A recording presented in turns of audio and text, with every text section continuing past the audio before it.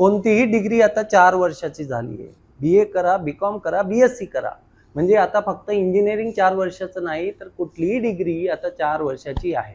मग प्रश्न असा आहे, सर डिग्री नेमकी 3 वर्षाची करायची की 4 वर्षाची? तर विद्यार्थी मित्रांनो, खूप सरळ झालेलं आहे.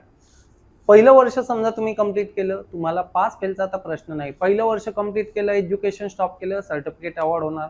2 वर्षाची डिग्री घेतली, डिप्लोमा.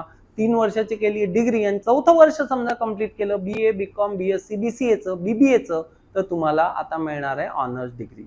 आता प्रश्न असा आहे, 3 वर्षाची कोणी करायची आणि 4 वर्षाची? तर विद्यार्थी मित्रांनो, ज्याला लवकरात लवकर जॉबला लागायचं आहे त्यांनी 3 वर्षाची डिग्री घ्या आणि सरळ जॉब स्टार्ट करा.